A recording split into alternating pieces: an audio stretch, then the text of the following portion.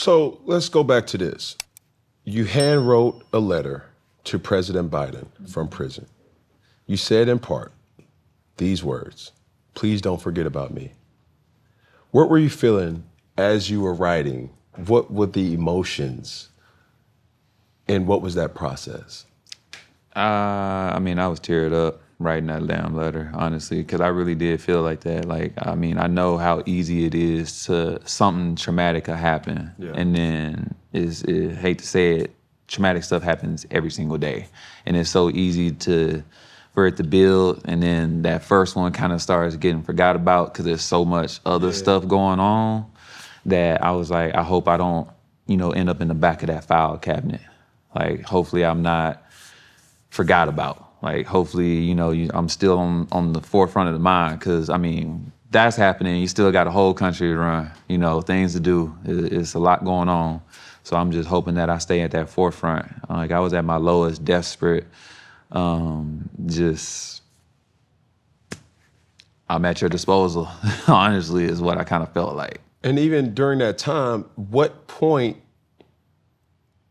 did you write the letter? Because granted, I'm at the point now where it's like you're at day 2, day 3, like you're in the transition phase, At what point did it kind of register like, oh, I can't get out of this. This is... When I got to that detention center, honestly, when I was at that detention center, right before the detention center, when the war broke out, when the war got declared, I was like, I ain't going home. I was like, these wars be lasting years over here, especially like these conflicts. I was like, ain't no way I'm about to get traded with this going on, especially with what's going on, what they doing in Ukraine and everything. Like, I was like, this gonna be a long haul. I was like, I gotta be an inmate. Like, I had to make the switch. Like, that hope that I had, the hope was the most dangerous thing. Cause like every time you get let down, it's just like you getting kicked from underneath your feet every single time. I had to give up on hope. Like, I had to, like, you're an inmate, be an inmate. And just so for people to understand, the war that you're referring to is when Russia invaded Ukraine, right? I don't even know how war in America works, let alone in another country. No. So uncertainty ain't even a word in this particular point. Yeah. It's like, yo, how do I survive? How do I, like, the things that we take for granted in this type of situation, just to be able to say, hey, yo, can somebody go get me some water? Hey, can somebody, like, I need a lighter from, something that easy for you is like, hey, excuse me, sir, ma'am, you're an inmate. Yeah. You have zero respect. Yeah. You are and they don't speak English. They don't try. They don't even try to like to empathize to like work with me on trying to figure out something. Like, you're a scum, you're a peasant. You're beneath me. You're like, you're here. Like, you're scum. Yeah. And that's how a lot of them looked at you too. But you're not. You're Brittney Griner. Like, you are people's idol. Like, you are the tip of the spear. And in one day, one decision, one mistake, one careless act cost you your freedom. Yep. And it could have happened to anybody. Facts. You dig what I'm saying? And I think that's what people don't understand. Because when I'm hearing you talk, it's like, yo, I'm Russian, I'm, the humanistic, man, bro, I just came from, celebrating Valentine's Day. I'm excited to see my wife. I'm excited to see my family. And then boom, boom, boom, I got to get up and go. And it's like, oh, boop, boop, boop, boop, boop, get that. Okay, did I leave that? Okay, where my phone at? All right, got my phone there. And a process that happens time and time again, and you're realizing like, hold on, something ain't right. No. And for me, I don't travel by myself.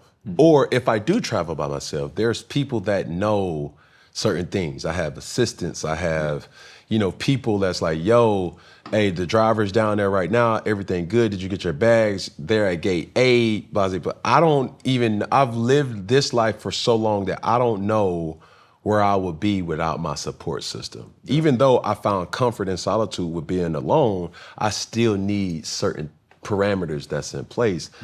So when you think about that and the situation that you're in, what time frame did it come to where you did write the president? Like, do you remember?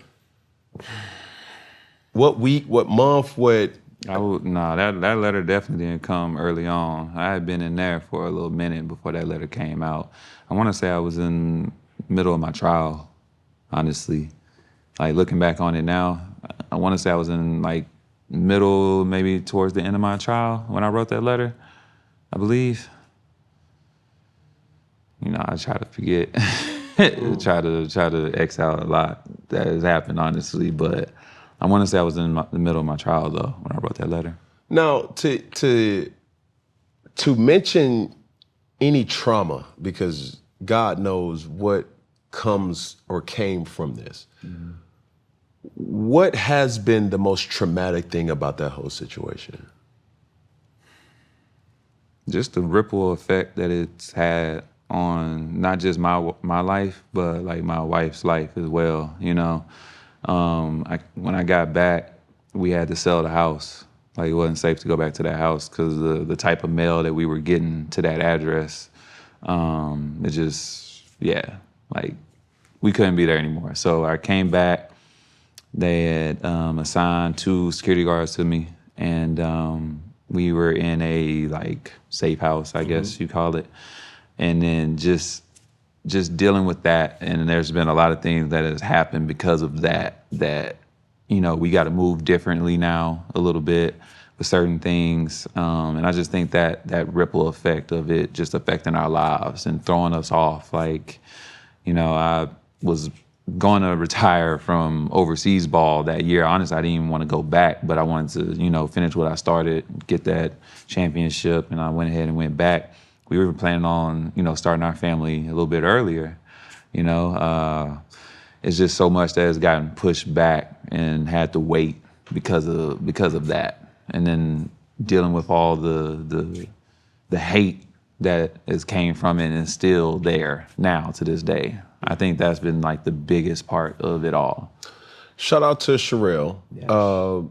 But let's talk about what did Sherelle and, you know, the league's advocacy mean to you during those 10 months? And we remember seeing those Free BG shirts on the court. What are the things that she did behind the scenes, as well as with the help of the support system of the WNBA, of the government, that really kind of propelled you to be in the best situation possible? I mean, shout out to my wife. I mean, on top of everything she was doing, all the interviews, keeping me in the forefront of everybody's minds, going to, you know, countless visits to the White House, going to galas for Bring Our Families Home, and, you know, spreading that awareness and putting my name out there as well more so people, you know, don't forget. She was also graduating law school, passing the bar. Like, she was balancing all that, which is already a lot in itself, on top of all my stuff. And she's not a in front of a camera person. Like, she's like, that's your world, you know? Like, she's like, you got that. But her having to do that, it meant a lot to me. The league, the player union, standing behind her, doing activations at All-Star, Steph and Skylar, my former teammate in Phoenix, and Steph at the ESPYs, using their time and their voice to spread awareness.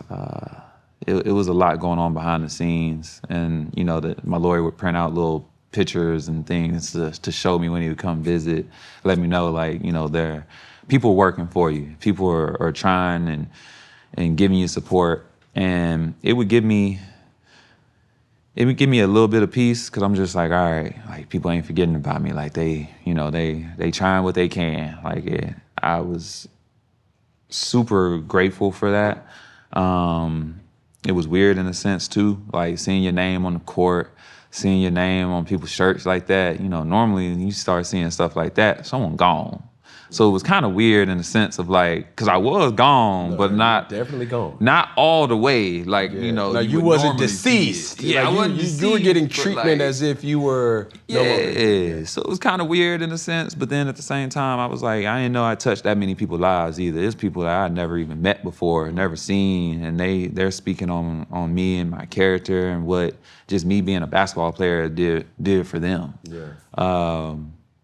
And I always knew it was bigger than basketball, but that let me really know, like, oh, okay, I must really be doing something right for this many people to come to my aid. Yeah. I think, as we keep talking about this whole thing, I cannot get over the thought that you were there for months. And I'm like, all right, were there any relationships that you did garner while being in prison? Yeah. With people, and what was that like? So Alana was, she was heaven sent. She was one of my cellmates at the detention center where I spent a lot of my time at that detention center. She would write my applications for basically commissary. So like they would come around with these pieces of paper with just a bunch of stuff on it. It's all in Russian, prices, everything. You have to write what it is you want, how much you want, and there's like some things you got to put on the paper as well. I couldn't do none of that. One, I don't know Russian, can't read it, can't write it. So I didn't even know this process. She was one that told me about it. So she would write all my stuff for me. Like I got sick in the cell one time, like she banging on the door, like for hours, like banging on the door, hitting the emergency button, for them to come, which they take their sweet time. That emergency button don't mean nothing. What else she do? Her dad, like for my birthday, I had a birthday over there. Her dad brought me a cake, like brought me like a little cake for my birthday. Like, it's little small things that make me feel good. Selling drugs. Okay. COVID hit, and I shouldn't even ask that question. Yeah. I was just thinking. Yeah, it's either drugs or I get it. They killed their husband or something like that. The domestic violence was a big thing over there. So yeah, the human side of me wants to know this. In your honest opinion, take Brittney Griner out of this situation. If you, or in this situation, if it was LeBron James, if it was Lewis Hamilton, if it was Steph Curry, or even a Cam Newton, right? Do you think you would have been out sooner, or would the public reaction been different? Yes, I definitely think the public reaction would have been different.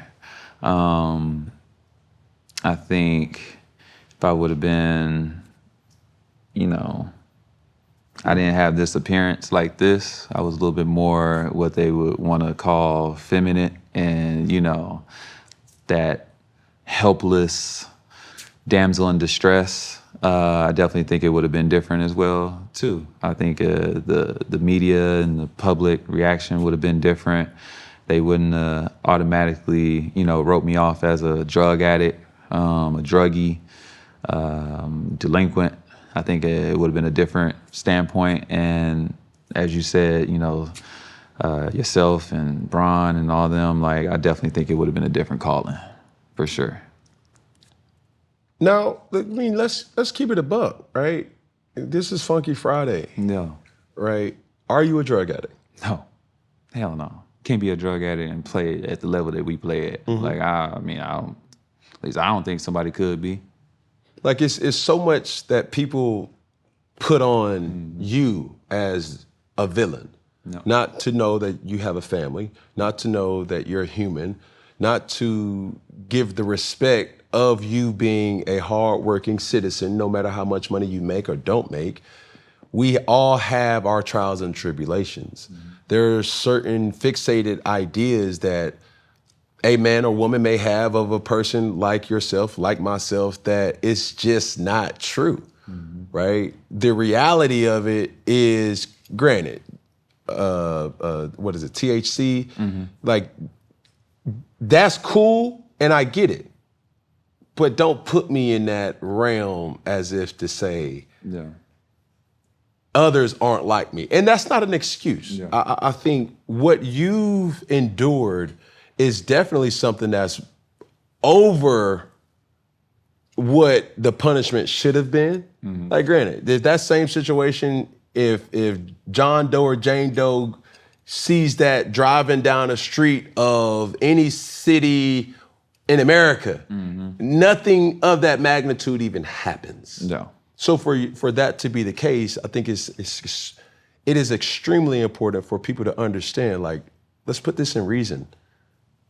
Like, you can paint me as, but all those are thoughts that are not true. No.